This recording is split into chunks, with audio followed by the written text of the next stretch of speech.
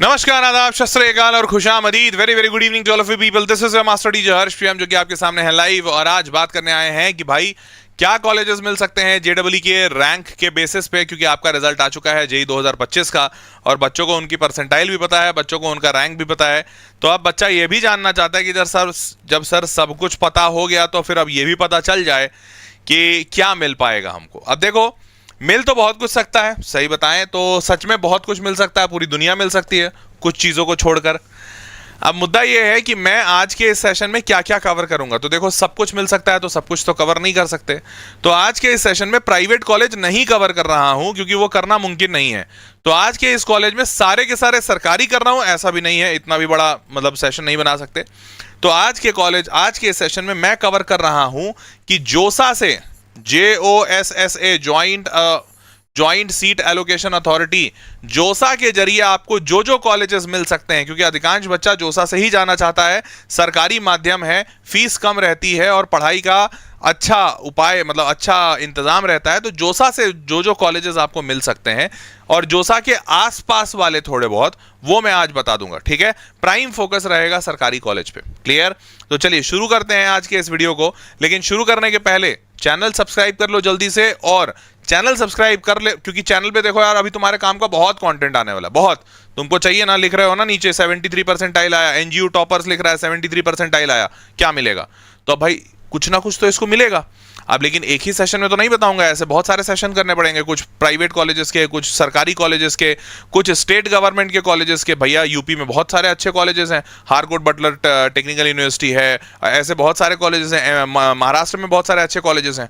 तो अब इनके लिए अलग अलग सेशन बनेगा, तो आप चैनल पर बने रहिए, ये आपको सारे सेशंस आपके बहुत काम के आएंगे। अब आगे बढ़ने से पहले मैं चाहता हूं हर बच्चा चैट बॉक्स में दो चीजें लिखे, अपना परसेंटाइल लिखे, परसेंटाइल और कॉमा देकर, अगर उसको उसका रैंक पता है। रैंक वैसे आया कि नहीं आया? नहीं आया होगा तो रैंक नहीं, रैंक आ गया होगा ना। रैंक पता है तो रैंक चाहिए मेरे को। तो ये दो चीज आप कमेंट बॉक्स में जरा लिखिए, मैं आपको देखकर थोड़ा बहुत मेरे को ये समझ में आए कि भाई बच्चा किस परिस्थिति में है और अभी कहां तक पहुंचा है। जरा जल्दी से चैट बॉक्स में बताओ, मैं देखना चाहता हूं कहां पे पहुंचे हो भाई। चलो देख लिया। अच्छा, 83.9 परसेंटाइल गणेश को आया है, शुभम को आया 99 परसेंटाइल, वेदांत को आया 95 परसेंटाइल, निशांत 60 परसेंटाइल, मैक्सा 0 परसेंटाइल। अच्छा, ऋषभ को आया 90.22 परसेंटाइल। अच्छा, गणेश को 83.9 परसेंटाइल। अच्छा, 87.66 परसेंटाइल आया है। अच्छा ठीक है, 1,36,000 रैंक, 60 परसेंटाइल। ओके, 7 लाख। अच्छा भाई साहब, बहुत ज़्यादा रैंक लेकर आए हो भाई तुम लोग। 67 परसेंटाइल। ओके ठीक है, 70 परसेंटाइल, 45 परसेंटाइल, 51 परसेंटाइल। ठीक है, समझ गया।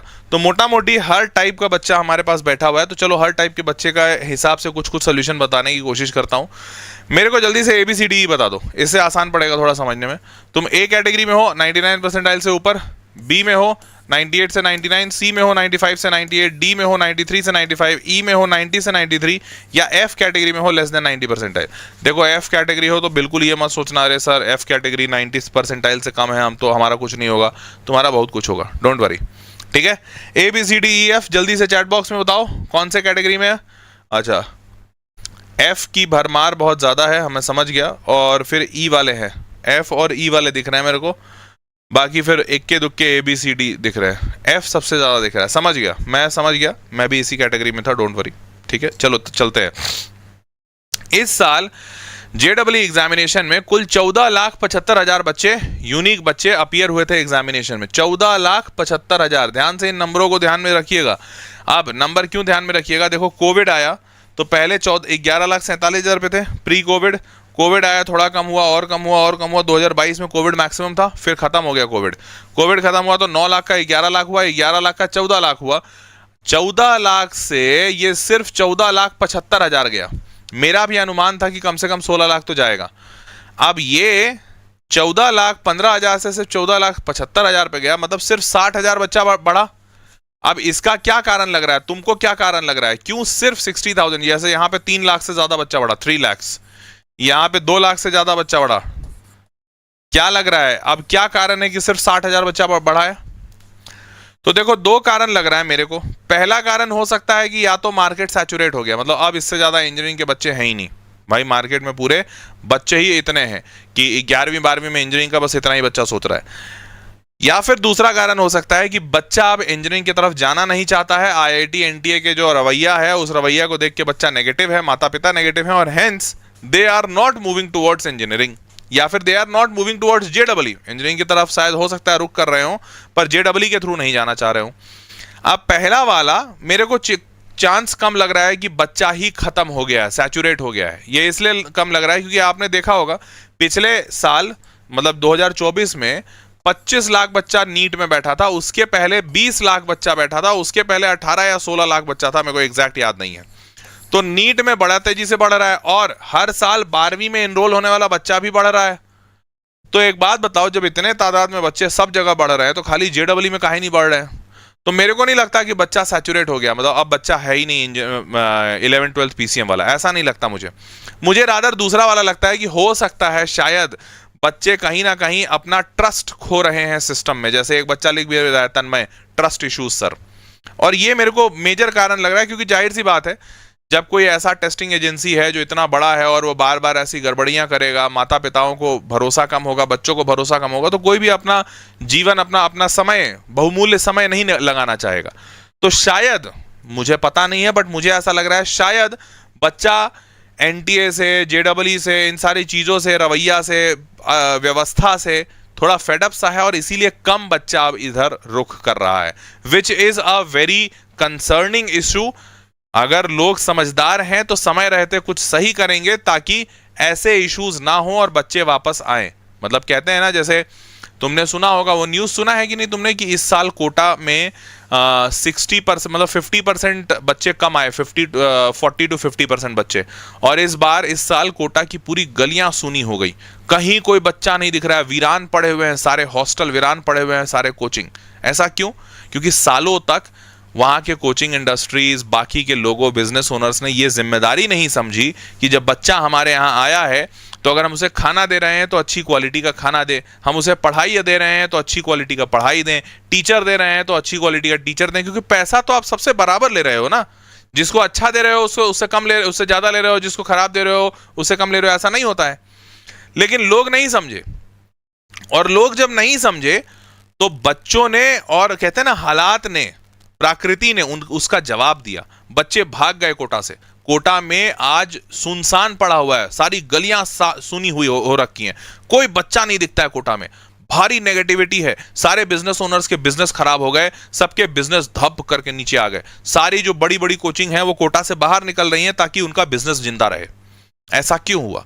क्योंकि जब बच्चा चीख चीख के, चिल्ला चिल्ला के कह रहा था कि हमारे साथ गलत हो रहा है, हमें अच्छी सुविधाएं नहीं मुहैया कराई जा रही हैं, तो लोगों ने उसका मजाक उड़ाया। लोग सोचा रहे बच्चा है, बोलता रहता है, तो चपड़ चपड़ करते रहेगा, अपना धंधा पे ध्यान दो। लोग वो भूल गए थे कि ये धंधा बना किसकी वजह से? बच्चों की वजह से। अगर बच्चों की परेशानियां नहीं सुनेंगे तो ये बच्चा भाग जाएगा, और अगर भाग जाएगा तो हम गिर जाएंगे। ये बात नहीं समझे। आज यही स्थिति परिस्थिति मुझे यहां दिख रही है। आने वाला कल मुझे ऐसा ही महसूस हो रहा है। देख रहे हो, 14,15,000 से 14,75,000, 15 लाख का आंकड़ा भी नहीं पार हुआ, जबकि फर्स्ट अटेम्प्ट में 12 लाख, 12.5 लाख से ज्यादा बच्चे बैठे थे, जो कि रिकॉर्ड नंबर था। आज तक फर्स्ट अटेम्प्ट में इतना बच्चा कभी नहीं बैठा। इसका मतलब सेकेंड अटेम्प्ट में बच्चा आया ही नहीं, भरोसा ही उठ गया उसका है। और डेटा दिखाऊंगा तो थोड़ा भरोसा और उठ जाएगा तुम्हारा। डेटा जरा देखो हुआ क्या इस बार। और बच्चा बढ़ा है तो देखो, एक बात बताओ, बच्चा अगर बढ़ता है तो अगर बच्चा बढ़ेगा तो हर हाल में परसेंटाइल ऊपर जाएगा, क्योंकि परसेंटाइल का सीधा मतलब ये होता है कि जैसे 93 परसेंटाइल अगर कट ऑफ है, मतलब टॉप का 7% बच्चा सेलेक्ट हुआ, तो अगर बच्चा बढ़ जाएगा तो अब टॉप का 7 नहीं हो सकता है, 6% बच्चा सेलेक्ट हो, क्योंकि परसेंटाइल का तो सीधा मतलब ये है कि कितना बच्चा सेलेक्ट होगा, और नंबर ऑफ स्टूडेंट जो सेलेक्ट होने वाला है वो फिक्स्ड है। परसेंटाइल का कोई भी लेना देना मार्क्स से तो होता ही नहीं है। कि अगर मान लेते हैं पेपर बहुत आसान हो गया, सोच के देखो, पेपर इतना आसान हो गया कि हर बच्चा मैक्सिमम मार्क्स ला रहा है, 300 में 300 ला रहा है, तो ऐसा होगा क्या कि परसेंटाइल मतलब जो कट ऑफ है वो 99 परसेंटाइल चला जाए? नहीं, 99 परसेंटाइल अगर कट ऑफ गया, इसका मतलब 1% बच्चा सेलेक्ट हुआ है। अगर 2.5 लाख बच्चा सेलेक्ट होना है और वो 1% है, इसका मतलब 25 लाख बच्चा अपीयर हुआ होगा। तो इसका मतलब नंबर ऑफ स्टूडेंट अपीयर्ड पे परसेंटाइल मायने रखता है, मार्क्स से मायने नहीं रखता। तो एक बात बताओ, थोड़ा सा तो बच्चा बढ़ा ही है, चलो बहुत कम बढ़ा है लेकिन थोड़ा सा तो बढ़ा ही है। तो अगर बच्चा थोड़ा सा बढ़ा है तो कुछ नहीं तो थोड़ा सा तो कट ऑफ बढ़ना था, परंतु कट ऑफ बढ़ा नहीं, गिर गया। अब ये क्या है, इसके पीछे कारण मैं भी बहुत दिन से खोज रहा हूं, मतलब बहुत दिन से मतलब 2-3 दिन से जब से रिजल्ट आया मेरे को भी समझ नहीं आ रहा कि कौन सा गणित लगाए हैं जिससे कट ऑफ गिरा दिए। मतलब एक्चुअली में मेरे को नहीं पता कि क्या कौन सा गणित लगा है, लेकिन चलो ठीक है, कुछ लगाए होंगे। अब नहीं पता हो तो कुछ नेगेटिव सोचे आदमी, पॉजिटिव सोचे तो भैया पॉजिटिव ही सोच लेते हैं, नेगेटिव सोच के क्या भला है। मैं मान लेता हूँ कुछ लगाए होंगे, हो सकता है मेरे को भी इतनी गणित नहीं आती है शायद, जब मैं भाई आईआईटी को ही पढ़ाता हूँ, पता नहीं आईआईटी से भी ऊपर लेवल का कुछ लगाए होंगे। ओबीसी में भी कट ऑफ गिरा है। अब ईडब्ल्यूएस में कट ऑफ बढ़ा है लेकिन बहुत ज्यादा नहीं, 81.32 से 80.3। एक मिनट, ये तो गिरा है ना, बढ़ा कैसे दिए लोग। यहां पे भी कट ऑफ गिरा है, ये भी कट ऑफ गिरा है। अच्छा, 60.09 से 61.15 और 46.69 से 47.90। अब देखो, कट ऑफ गिरने का सीधा मतलब यही होता है कि वहां पे बच्चों की संख्याएं घट गई हैं। क्योंकि अब जैसे मान लो 15 लाख बच्चा एग्जाम दे रहा था, अब मान लेते हैं 5 लाख देने लगे, तो अगर 15 लाख में से मेरे को 2.5 लाख चुनना है तो कितना कम परसेंटेज बच्चा चुनूंगा, लेकिन 5 लाख में से 2.5 लाख चुनना है तो 50% बच्चा चुन लूंगा, तो इसका मतलब मेरा परसेंटाइल गिर जाएगा। तो यहां पे तीनों में परसेंटाइल गिर गए हैं। इसका मतलब यह है क्या कि जनरल वाला जो अनरिजर्व्ड कैटेगरी है, नंबर ऑफ जनरल स्टूडेंट्स घट गया, ओबीसी का बच्चा भी घट गया, इकोनॉमिकली वीकर सेक्शन का भी बच्चा घट गया। मतलब थोड़ा तो तुमको नहीं लग रहा कि मतलब टफ टू बिलीव है, सारे बच्चे घट कैसे गए भाई। और ओवरऑल नंबर बढ़ गया है, 1415 से 1475 हो गया है। तो ओवरऑल 60,000 बच्चा बढ़ा, तो 60,000 बच्चा खाली एससी और एसटी में बढ़ गया। मतलब अचानक से बच्चे कैसे शेड्यूल कास्ट और शेड्यूल ट्राइब हो गए भाई, ये अचानक से कैसे हो जाएगा। मतलब ये तो थोड़ा मुश्किल, मतलब मेरे को मुश्किल लग रहा है। हो सकता है, मैं वही बोल रहा हूँ कि हो सकता है मैं समझ नहीं रहा हूँ, तो अब मैं भी कोशिश कर रहा हूँ, खोज रहा हूँ डॉक्यूमेंट्स की कहाँ से समझ पाऊँ। बट मेरे को ये बहुत आश्चर्यजनक लगा कि एससी और एसटी का नंबर बढ़ गया, एससी एसटी बढ़ गए हमारे पास, और जनरल भी घट गया, ओबीसी भी घट गया, ईडब्ल्यूएस भी घट गया, सब घट गए। ऐसे कैसे हो गया? और ओवरऑल नंबर बढ़ गया, 60,000 बच्चा बढ़ गया।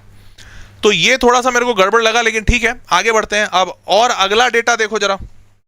तो अगला डेटा में क्या हुआ भाई, तो भैया 99 परसेंटाइल को पकड़ते हैं, ठीक है। तो अप्रैल में आया रिजल्ट। अब अप्रैल में जो रिजल्ट आया, तो 2 अप्रैल शिफ्ट 1, 2 अप्रैल मॉर्निंग का शिफ्ट सबसे कठिन शिफ्ट दिखा।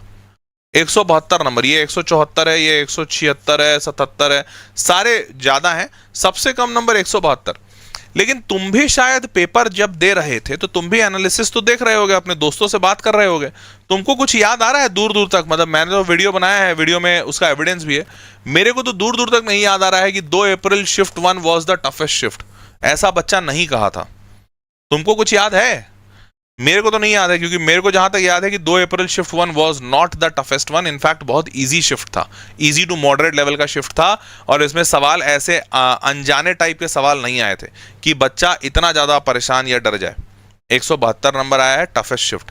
और 2 अप्रैल शिफ्ट इवनिंग वाला शिफ्ट 2, ये इजीएस्ट शिफ्ट बन गया। 2 April shift 2 April shift 2 easiest बन गया। मेरे को ये भी नहीं याद आ रहा है। मेरे को तो याद आ रहा है कि 2 April shift 2 was again kind of moderate level, but not the easiest one.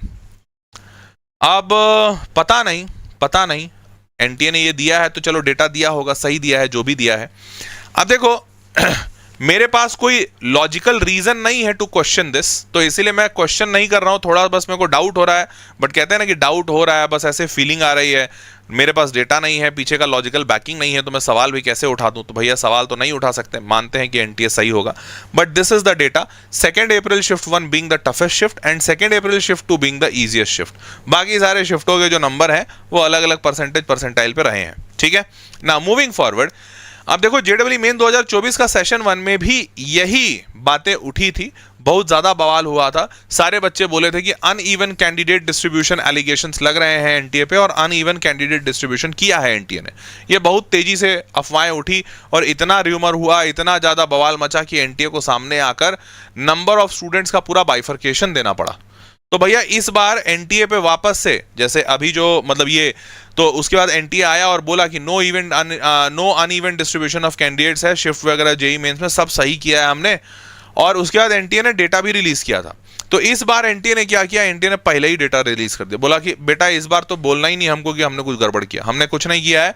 उसने बोला कि 2 अप्रैल शिफ्ट 1 शिफ्ट 2 देखो 1,17,000 1,17,000 1,17,000 1,17,000 17,000 18,000 18,000 18,000 17,000, बस कुछ 100 में अंतर है नंबरों का, मतलब कहीं 600 कहीं 700 कहीं 800 कहीं 700 कहीं 700 300 ऐसा ही नंबर है, बट मोटा मोटी परसेंटेज ऑलमोस्ट उतना ही है।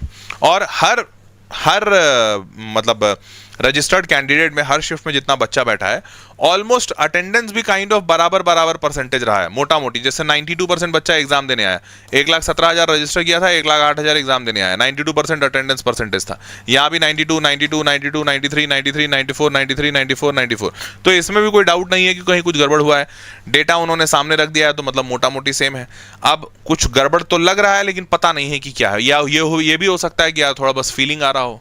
कई बार ऐसा होता है ना, मार्क्स खराब आ गए हैं तो भैया फीलिंग आ रही है कि नहीं कुछ गड़बड़ हुआ है मेरे साथ। तो देखो आई would also not suggest you, कुछ भी लग रहा है गड़बड़ लग रहा है नहीं लग रहा है, जब तक लॉजिक नहीं है तो I would also not suggest you to actually think something negative, क्योंकि इससे तुम्हारा ही नुकसान है। जैसे ये ऐसा समझो ना कि मैं बार बार सोच रहा हूँ यार अंबानी कितना पैसा वाला हो गया, अभी कितना बेकार आदमी है, मेरे को पैसा मिल जाता तो ज़्यादा अच्छा होता। इससे अंबानी के सेहत पे थोड़ी कुछ असर पड़ेगा। भाई मैं गलत सोचूं अच्छा सोचूं, मेरे सेहत पे भले असर पड़ सकता है, तो उससे ज़्यादा बेहतर है कि आप अच्छा सोचिए, कुछ पॉजिटिव सोचिए और ध्यान दीजिए। तो मार्क्स वर्सेस परसेंटाइल जो है वो आप मोटा मोटी ये समझ लीजिए कि अब आपको ये जो मार्क्स वर्सेस परसेंटाइल में दिखाया, देखो अप्रैल और जनवरी में जैसा ट्रेंड होता था वैसा ही फॉलो हुआ है। यहां पर टफेस्ट 172 है, यहां का टफेस्ट 148 था, तो इसमें एक अच्छा खासा जंप आया है। इतना जंप जनरली देखने को नहीं मिलता। जनवरी में टफेस्ट शिफ्ट 148 था। इजीएस्ट शिफ्ट में ज्यादा अंतर नहीं आया है। इजीएस्ट शिफ्ट में 200 आया था जनवरी वाले में और अप्रैल वाले में 203 आया है 99 परसेंटाइल का, तो ये मोटा मोटी बराबर है। चलो ना मूविंग फॉरवर्ड, अब जेडब्ल्यू मेंस का रैंक कैसा होगा। तो अब जो बच्चा का 99 परसेंटाइल या उससे अधिक आया है, एक्सपेक्टेड है कि उसका रैंक 15,500 15,000 से कम का होगा, मतलब रैंक 1 से लेके 15,000 या 15,500 के बीच में होगा। जनरल रैंक की बात कर रहे हैं। 98 से 99 परसेंटाइल के बीच में है तो उसका रैंक 15,500 से 30,000 के बीच में होगा। 95 से 99 परसेंटाइल वाला 98 परसेंटाइल वाला 30,000 से 75,000 के बीच में। 93 से 95 वाला 75,000 से 1 लाख के बीच में। और 90 से 93 वाला 1 लाख से 1.5 लाख के बीच में। 80 से 90 परसेंटाइल वाला बच्चा 1.5 लाख से 3 लाख रैंक के बीच में होगा, ठीक है। और जो बच्चा 80 परसेंटाइल से भी कम लेकर आया है वो बच्चे का रैंक 3 लाख से ऊपर होगा। आपको लेकिन यहां पर एक डिस्क्लेमर देना चाहता हूं, जो बच्चा 80 परसेंटाइल से कम लाया है वो आमूमन यही सोचता है कि यार 80 परसेंटाइल से अगर कम है तो हमको कुछ भी नहीं मिलेगा। आम सोच तो यही है, बच्चा तो यही सोचना शुरू कर देता है यहीं से, 90 परसेंटाइल से अगर नीचे है तो हमको कुछ नहीं मिलेगा। यहाँ वाला बच्चा सोचता है कि अच्छा 1-1.5 लाख रैंक में कुछ मिल जाएगा, लेकिन पीछे वाला मिलेगा बेकार ब्रांच। बट इसके नीचे वाला तो कोई सोचता ही नहीं है। बट आपको बता दूं कि अगर आप 80 परसेंटाइल वाले भी हो, मतलब आपका 3 लाख रैंक आया है या 80 से भी कम है, हो सकता है आपका 70-75 परसेंटाइल आया है, तो भी कुछ मिलना मुमकिन है। यही आज मैं इस डेटा में लेकर आया हूं कॉलेज लिस्ट में। तो ध्यान से सुनिएगा कि आपको क्या मिल सकता है या क्या मुमकिन है, ठीक है। चलिए आगे बढ़ते हैं। Colleges based on your JW results क्या हो सकते हैं। तो अगर आपका सबसे पहले, मतलब ऊपर से बढ़ रहा हूं नीचे, यहां सबसे पहले इसका बताऊंगा, फिर इसका, फिर इसका, फिर इसका, फिर इसका, फिर इसका, फिर इसका, फिर आखिरी का, ठीक है। तो 15,500 से कम रैंक है अगर आपकी, मतलब 99 परसेंटाइल से ज्यादा है, तो आपको क्या क्या मिल सकता है। तो देखो लास्ट ब्रांच, कोई भी एनआईटी का, टीयर 1 एनआईटी, टीयर 2 एनआईटी, कोई भी एनआईटी में, सारे एनआईटीज में आपको लास्ट ब्रांच तो मिल ही जाएगा। इसका तो टेंशन नहीं लेना है। तो टेंशन कहाँ लेना है, सिर्फ सीएस में। कंप्यूटर साइंस में यहीं पे कुछ मामला लोचा हो सकता है। तो कंप्यूटर साइंस में एनआईटी तिरुचि 1224 रैंक पे बंद हुआ। और ध्यान रखना ये ओपन स्टेट बता रहा हूं, अभी होम स्टेट भी बता दूंगा। होम स्टेट के लिए एक बार जरा सारे लोग चैट बॉक्स में लिखो क्या तुम्हारा स्टेट कौन सा है, होम स्टेट कौन सा है। होम स्टेट का मतलब होता है कहाँ के नेटिव हो ये नहीं, होम स्टेट का मतलब होता है 12वीं कहाँ से पास किए हो, 12वीं तुम कहां से पास किए हो वो तुम्हारा होम स्टेट बनेगा। तो कौन सा होम स्टेट है भैया तुम्हारा, जरा जल्दी बताओ चैट बॉक्स में। आरटीआई डालकर पूछ लो अगर डाउट है तो। हाँ पार्थ गुप्ता, चलिए वो भी कर लेते हैं, सही बात बोल रहे हो। 40 परसेंटाइल आया क्लास 12 स्टडी को। अच्छा बिहार है मोहित राज का, UP, Bihar, Rajasthan, UP, MP, Punjab, Uttarakhand, अच्छा महाराष्ट्र, राजस्थान, झारखंड, असम। भाई मेरे को लग रहा है यहाँ पर बैठा हुआ बच्चा ऑलमोस्ट देश के हर कोने से, मैं दिख गया, गुजरात भी है, महाराष्ट्र भी है, एमपी भी है, झारखंड भी है, कर्नाटक भी है, गुजरात, यूपी, असम, सिक्किम, अरे बाप रे सिक्किम से भी बच्चा यहाँ बैठा है, यूपी, बिहार, अच्छा कर्नाटक, उत्तराखंड, समझ गया, राजस्थान, तेलंगाना से भी बच्चा बैठा है, मतलब ऑलमोस्ट पूरा इंडिया हो ही गया। चलिए, तो एनआईटी तिरुचिरापल्ली आपको 1224 रैंक पे बंद हो गया है। तो भैया जिस बच्चे का रैंक मान लेते हैं 99 परसेंटाइल भी है, 99 मान लेते हैं 10,000 रैंक आया है, 99.2 परसेंटाइल टाइप का, बट उस बच्चों को एनआईटी तिरुचिरापल्ली सीएसई नहीं मिलेगा ओपन स्टेट में, ठीक है। तो इन सारे एनआईटीज का क्लोजिंग रैंक लिख दिया हूं जो 15,000 से कम वाले हैं। तो आपको इन एनआईटीज में अगर इतने रैंक के अंदर आप आए हैं तो मिल जाएगा सीएसई, अन्यथा नहीं मिलेगा। ये टीयर 1 वाले हैं। टीयर 2 में आपको जैसे दिल्ली है, तो दिल्ली 8,000 रैंक पे बंद हो गया, वहीं भोपाल 8,800 पे बंद हुआ था, लास्ट ईयर का डेटा दिखा रहा हूं। और यहां पर आखिरी में एनआईटी पटना है जो 14,442 पे सीएसई बंद हुआ है लास्ट ईयर, ठीक है। और टीयर 3 में भी देखो, टीयर 3 में ऐसा नहीं है सारे टीयर 3 में सीएसई मिल जाएगा, नहीं। एनआईटी हामिरपुर 12,236 पे बंद हुआ था, तो जो 15,000 वाला बच्चा है उसको हामिरपुर नहीं मिलेगा। और शिवपुर जो IIEST शिवपुर है, जिसको एनआईटी शिवपुर भी कहते हैं, ये 14,635 पे बंद हुआ था, तो जो बच्चा इसके आसपास रहेगा उसको मिलेगा। हाँ, इसके नीचे वाले जो जितने भी टीयर 3 एनआईटी हैं उन सब में आपको कंप्यूटर साइंस मिल जाएगा, बट जो बच्चा इतना काबिल है वो इससे नीचे वाला एनआईटी नहीं लेना चाहेगा शायद, ठीक है। यहां तक क्लियर है, आगे बढ़ते हैं। अब होम स्टेट में देखो, तो वही तिरुचिरापल्ली जो यहां 1224 में बंद हुआ है वो 5,000 रैंक पे जाके बंद होता है अगर होम स्टेट लग जाता है तो। और सूरत काल 3,000 पे, तो ये सारे मैंने लिख दिए हैं। आखिरी वाला टीयर 1 एनआईटी दुर्गापुर 14,000 पे बंद हो रहा है, होम स्टेट कोटा लगता है तो। क्लियर। दिल्ली 12,455 पे, भोपाल 10,000 पे, एंड सो ऑन। और जमशेदपुर 13,775। और इसके नीचे वाले जितने टीयर 2 हैं वो सारे मिल जाएंगे आपको। फिर टीयर 3 में आओगे तो टीयर 3 में होम स्टेट पे सिर्फ एक शिवपुर में इशू है और आंध्र प्रदेश में इशू है, क्योंकि आंध्र प्रदेश 18,500 रैंक पे मिल रहा है और शिवपुर 15,000 पे। बाकी नीचे वाले सारे एनआईटी मिल जाएंगे। और पीछे वाले ब्रांच की तो पूछनी ही नहीं बात, वो तो मिलेगा ही मिलेगा। अब ट्रिपल आईटी की बात करते हैं, तो ट्रिपल आईटी में देखो ग्वालियर जो है 8,000 पे बंद हो रहा है, लखनऊ करीबन 10,000 पे, जबलपुर 15,000 पे, और बाकी नीचे के ट्रिपल आईटी सारे मिल जाएंगे। ये कंप्यूटर साइंस की बात हुई है। लास्ट ब्रांच की अगर बात करें तो इलाहाबाद, चूंकि ट्रिपल आईटी में ज्यादा ब्रांचेस नहीं होते, 2 ही 3 ब्रांच होता है, सीएस होता है, आईटी होता है और इलेक्ट्रॉनिक्स कम्युनिकेशन, तो इनका लास्ट ब्रांच में भी ज्यादा अंतर नहीं है। इलाहाबाद इतने पे बंद हो रहा है, लखनऊ में इतने पे, और बाकी सारे नीचे के ट्रिपल आईटीज मिल जाएंगे। टीयर 2 में सारे मिल जाएंगे आपको, टीयर 3 में भी सारे मिल जाएंगे कंप्यूटर साइंस वाले, और लास्ट ब्रांच तो मिलना ही मिलना है। अब अदर कॉलेजेस, इनके अलावा जैसे हो सकता है आपको आपका रैंक 15-16 हज़ार आया, आपको कोई भी एनआईटी अच्छा वाला नहीं मिल रहा है, ट्रिपल आईटी भी नहीं मिल रहा है, तो आप क्या चाहते हैं? आप चाहेंगे कोई बेटर कॉलेज मिल जाए। तो जैसे COEP पुणे है, ये 99.27 परसेंटाइल में बच्चे को मिल रहा है। दिल्ली टेक्नोलॉजिकल यूनिवर्सिटी, ये दिल्ली यूनिवर्सिटी का कैंपस है, तो यहाँ पर 13,500 पे मिल जाएगा। ये सारे सरकारी कॉलेज हैं, लेकिन जोसा की काउंसलिंग से थोड़े अलग हैं, ठीक। Netaji Subhash university of technology NSUT 12,800 पे बंद हो जाएगा, और Netaji Subhash university of technology AI के साथ 9,700 पे। Indraprastha institute of information technology triple IT Delhi है, ये 12,595। क्लियर, समझ गए। आगे बढ़ते हैं, अब बात करते हैं 98 से 99 परसेंटाइल वाले का। तो उनका भी मैंने यही सारा सेम चीज बना रखा है। आप लोग करिएगा क्या, देखो ओपन स्टेट लिखा हुआ है, लास्ट ब्रांच क्या क्या मिलेगा। देखो CSE टीयर 1 वाले एनआईटी में नहीं मिलेगा, 98 से 99 परसेंटाइल वाले बच्चों को कुछ नहीं मिलेगा। टीयर 2 का एनआईटी मिल जाएगा आपको CSE वाला, बट उसमें मेघालय मिल रहा है, अगरतला मिल रहा है, श्रीनगर मिल रहा है, टीयर 2 में भी पीछे। और टीयर 3 में आपको पुडुचेरी, उत्तराखंड, आंध्र प्रदेश, मणिपुर, सिक्किम, अरुणाचल प्रदेश, मिजोरम, नागालैंड, इन सब में एनआईटी में CSE मिलेगा 98 से 99 परसेंटाइल वाले बच्चे को। और पीछे के ब्रांचेस तो ऑलमोस्ट सब जगह मिल ही रहे। समझ पाए क्या?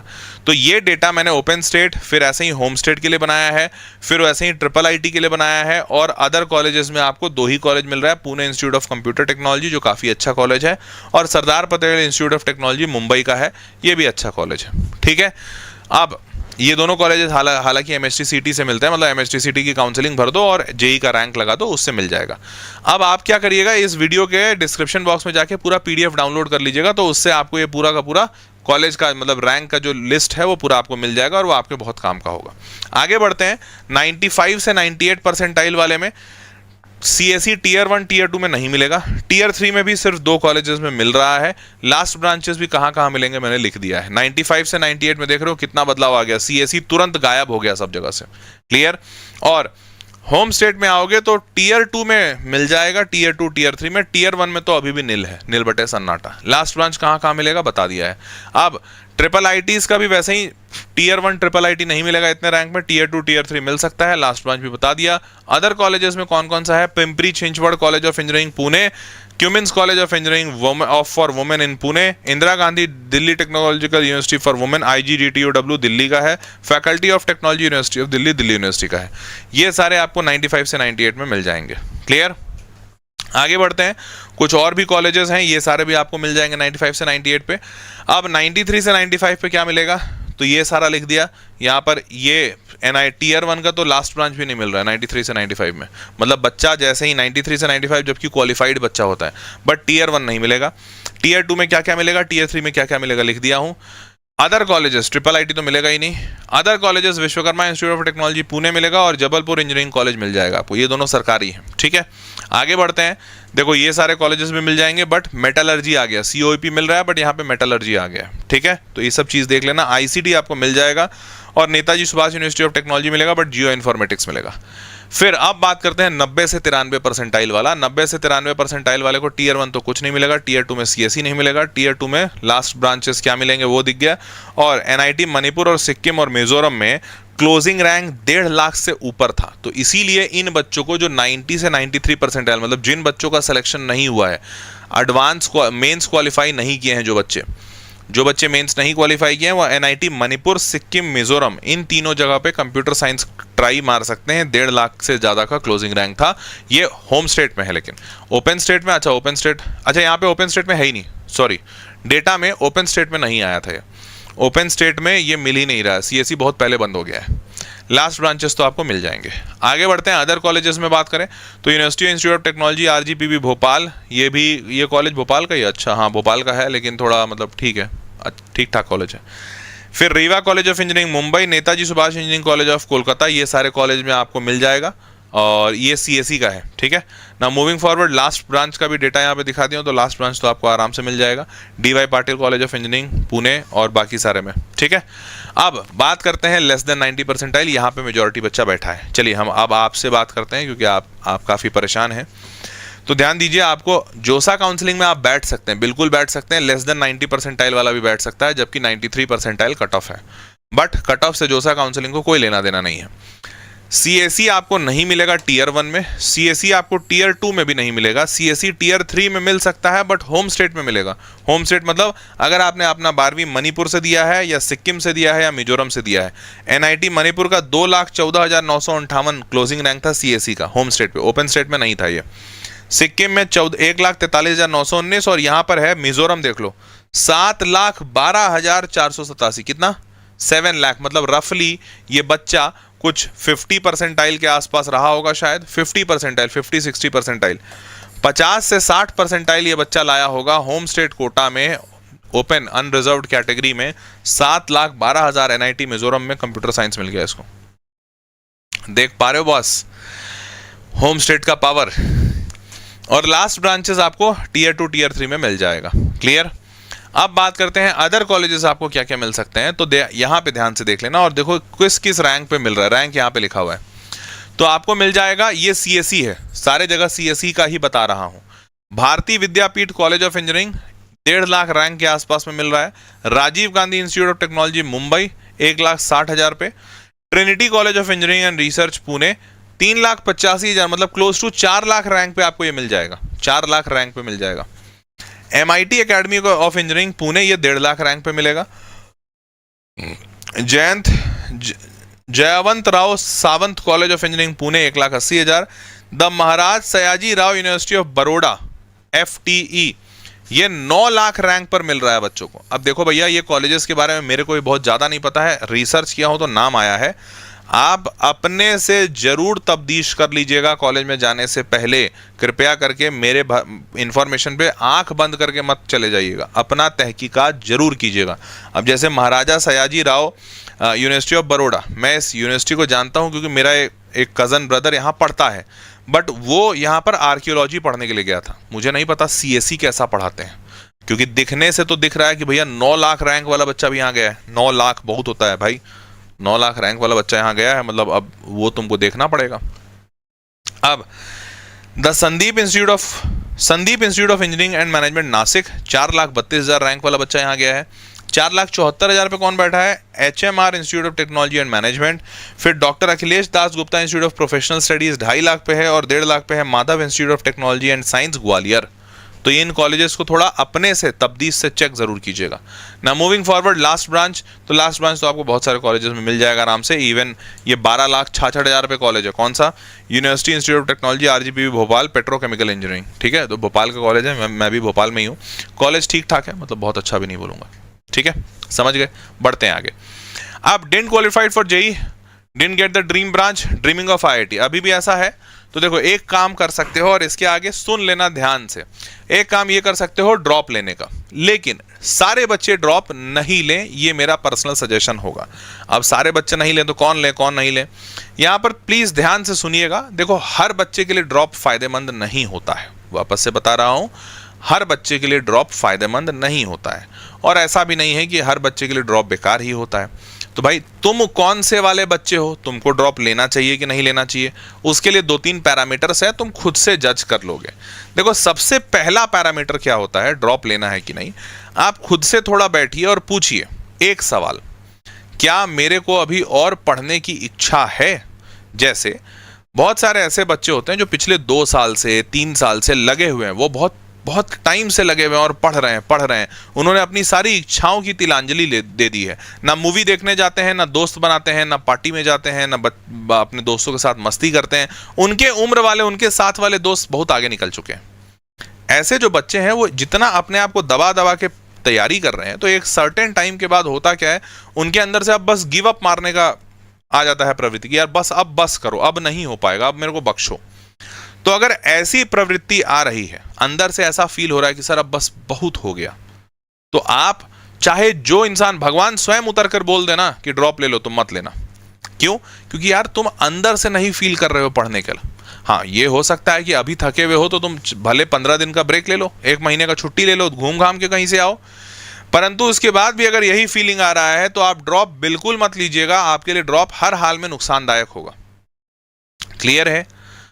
दूसरा, हाँ अगर ऐसा नहीं है, ऑन द कॉन्ट्ररी है कि नहीं सर मैं अभी पढ़ सकता हूं, मेरे को लगता है मैंने कुछ गलतियां की हैं, उन गलतियों को मैं समझता हूं, सुधार सकता हूं, तो ड्रॉप ले लीजिए, अन्यथा नहीं लीजिएगा। दूसरा होता है कि आपकी परिस्थिति क्या है। परिस्थिति मतलब जैसे देखिए, जब आप ड्रॉप लेने का सोचेंगे तो आप ये आकलन जरूर करेंगे कि आपने पिछले साल क्या किया, गलती कहाँ हो गई। आप सोचेंगे, बैठेंगे, एनालाइज करोगे ना भाई कि कैसे, क्यों नहीं आया अच्छा नंबर, जेईई में क्यों हो गया खराब। तो एनालाइज करने में बड़े सारे पॉइंटर्स निकलेंगे। हो सकता है तुम सोचो कि यार मेरे पास पैसा नहीं था इसलिए मैं अच्छी कोचिंग नहीं जा पाया। हो सकता है तुम ये सोचो कि यार मैं जिस शहर में रहता हूँ वहाँ पे अच्छा टीचर नहीं है। हो सकता है कारण हो कि तुमने गर्लफ्रेंड बना ली हो या बॉयफ्रेंड बना लिया हो सकता है ये कारण हो कि भैया तुम्हारे घर में माता पिता बहुत लड़ाई करते हैं, या पिताजी बहुत बुरी परिस्थिति में है, या मम्मी का तबीयत खराब है, कुछ भी कारण है, इसके कारण से जेईई नहीं हुआ। तो आपका जो कारण आपके दिमाग में आ रहा है ना, आप उसको कॉपी पे लिख लो, ठीक है।